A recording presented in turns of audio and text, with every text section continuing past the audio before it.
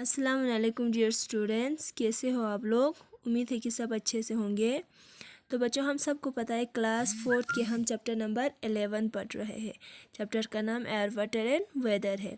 तो बच्चों, इसमें हमने एक टॉपिक लिया था वाटर, जिसमें हमने कहा था वाटर का मेन सोर्स जो है वो रेन है। और रेन किसकी वजह से होते हैं? इवापोरेशन एंड कंडेंसेशन की वजह से। तो इवापोरेशन की वजह से कैसे होता है वो हमने डिस्कस किया है। आज हम देखेंगे कंडेंसेशन की वजह से क्या क्या होता है, ये क्या होता है, उसके बारे में आज हम देखेंगे। ठीक है बच्चों, तो आप लोग पेज नंबर 103 पे देखिए। We know that water vapour evaporates when it is heated. हम जानते हैं कि जब पानी गर्म होते हैं तो क्या होता है, वहाँ से वाटर वेपर जो है इवापोरेट होते हैं।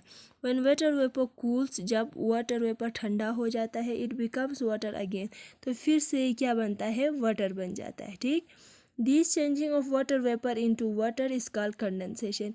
इसी प्रोसेस को कि वाटर वेपर फिर से वाटर बन जाना, इस प्रोसेस को हम कंडेंसेशन कहते हैं। कंडेंसेशन कैसे होते हैं?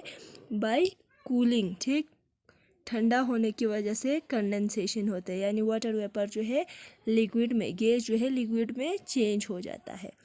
Even though we can not see the water vapour, it is there in the air. हालांकि हम नहीं जानते, हम वाटर वेपर को देख नहीं सकते क्योंकि ये गैस है, हवा का शक्ल में है, हवा हम देख नहीं सकते। ठीक, लेकिन ये क्या होता है, ये हवा में प्रेजेंट होता है।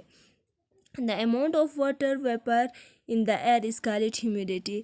तो फिर हम कहते हैं कि हमारा वेदर कभी ह्यूमिड होता है, तो वो क्या है, यानी मतलब अमाउंट ऑफ वाटर वेपर, हमारे हवा में वाटर वेपर कितना है, उसी को हम क्या कहते हैं, ह्यूमिडिटी कहते हैं। ठीक, we can see it once it condense on a cool object. तो हम उसे तभी देख सकते हैं जब वो किसी कूल ऑब्जेक्ट के साथ क्या हो जाए, मिलकर कंडेंसेशन का प्रोसेस वहाँ पे हो जाए। ठीक, एक एक्टिविटी हम करेंगे इसको देखने के लिए, कंडेंसेशन कैसा होता है और होता है या नहीं होता है वो देखने के लिए। थिंग्स रिक्वायर्ड, क्या चाहिए आपको, आइस क्यूब्स चाहिए, वाटर चाहिए और एक स्टील का ग्लास चाहिए।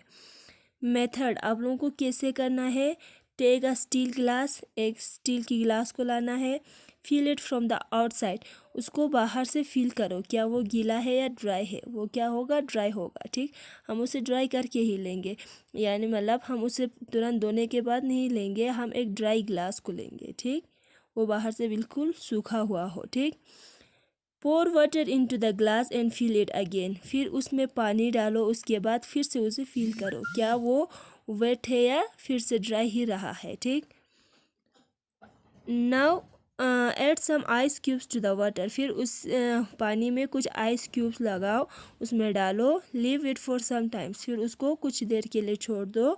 Now feel the glass from the outside, फिर गिलास को फिर से बाहर से फील करो, इज़ इट स्टिल ड्राई, क्या वो अभी भी ड्राई है। ऑब्जर्वेशन में आप लोगों को क्या मिलेगा, the glass feels cold after ice cubes are added to the water, जब हम उस ग्लास में आइस क्यूब्स ऐड करेंगे तो वो बाहर से बिल्कुल ठंडा होगा। Tiny droplets of water appear on the outer surface of the glass, और ग्लास के बाहर जो है छोटे छोटे यानी पानी के ड्रॉपलेट्स होगा। ठीक, वहाँ पे क्या होगा, पानी होगा बाहर से। ठीक, वो किसकी वजह से है, वो कंडेंसेशन की वजह से। ठीक, ग्लास हमारा ठंडा था, बाहर हमारा एयर था। ठीक है बच्चों, ये हमारा ग्लास ठंडा हुआ, जब हमने इसमें आइस क्यूब्स डाला तो ये ग्लास ठंडा हुआ। बाहर हवा में क्या है, इसमें वाटर वेपर मिक्स है हवा में। ठीक, तो फिर ये वाटर वेपर जो है इस ठंडे ऑब्जेक्ट के साथ टच होने पर ये क्या बन गया, फिर से वाटर बन गया, लिक्विड फॉर्म में इसका चेंज हो गया। ठीक, तो इसी को हम कहते हैं condensation. In the above activity, water vapor present in the air condense when it comes in contact with the cold glass surface। ठीक है बच्चों, above ऊपर की एक्टिविटी में क्या हुआ, जो यहाँ पे वाटर वेपर था वो कोल्ड ऑब्जेक्ट के साथ मिलने की वजह से वहाँ पे कंडेंस हुआ। ठीक, the condensed water droplets appear on the outer surface of the glass, तो वहाँ वो कहाँ पे हमें दिखाई दिया, ग्लास के बाहर की सरफेस पे। We can see the condense water vapour in many different forms, हम वाटर वेपर को है, कंडेंस्ड वाटर वेपर को जो हम बहुत सारे शक्लों में हम उसे पाते हैं।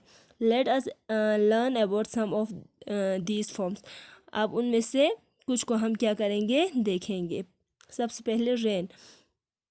The water vapor condenses and falls to the ground as rain in the form of teeny droplets of water. Water vapour condense होके क्या करते हैं, एज बारिश की शक्ल में फिर से ज़मीन पे चले आते हैं, जिसको हम क्या कहते हैं, रेन कहते हैं। ठीक, tiny droplets of water. Dew drops on cold morning, जब सुबह की मतलब ठंडे मॉर्निंग पे आप लोग देखिए, जब सुबह ठंडा हो तो उस वक़्त आप लोग देखिए water vapour condense on surface of plants, leaves and grass in the form of due drops. हम देखते हैं कि प्लांट्स या लीव्स या बाकी जो ग्रास होते हैं उनके ऊपर छोटे छोटे क्या होते हैं, पानी की कतरे जैसे होते हैं, ड्यू ड्रॉप्स। ठीक, वो किसकी वजह से है, वो भी कंडेंसेशन की वजह से हुआ है। वाटर वेपर जो है लिक्विड में चेंज हुआ है। फिर उसके बाद है fog. In winter water vapour condense on the dust particle close to the ground and form fogs. Fog हम किसे कहते हैं, धुंध को कहते हैं। ठीक, तो जब हमारे विंटर का टाइम आते हैं तो उस वक़्त वाटर वेपर जो है हमारे डस्ट पार्टिकल्स के साथ कंडेंस होके क्या होता है, वो फॉग बन जाता है। उसके बाद है next frost. On very cold nights water vapour freeze on cold object into ice crystal, this is called frost. जब हमारी रात में ज़्यादा ठंडा होता है तो उस वक़्त क्या होता है, वाटर वेपर बिल्कुल क्या होता है, फ्रीज होता है कोल्ड ऑब्जेक्ट्स पे। ठीक, उनको हम फ्रॉस्ट कहते हैं। ठीक है बच्चों, हम पाला भी जिसे हम कहते हैं। ठीक, snow in very cold place, ठंडी जगह पे वाटर ड्रॉपलेट फ्रीज होता है एंड फॉर्म स्नो, वहाँ पे क्या होता है, बारिश की जो ड्रॉप्स होते हैं वो फ्रीज होके स्नो की शक्ल में गिरते हैं। ठीक, this happen because of extremely cold weather. ये क्यों होता है, जहाँ पे ज़्यादा कोल्ड होता है उस जगह पे ये स्नो होता है। ठीक, बारिश होता है, यानी स्नो या मतलब बर्फ़ होता है, जो वाटर ड्रॉपलेट्स होते हैं वो फ्रीज होके गिरते हैं, जिसको हम स्नो कहते हैं। ठीक है बच्चों, तो आज हम यहीं तक डिस्कस करेंगे, इंशाल्लाह नेक्स्ट क्लास में और देखेंगे। आप लोग इसी को अच्छे से कर ले, एक बार और से फिर से पढ़ लेना और इस एक्टिविटी को भी घर पे अच्छे से कर लेना। ठीक है बच्चों, अल्लाह हाफिज़।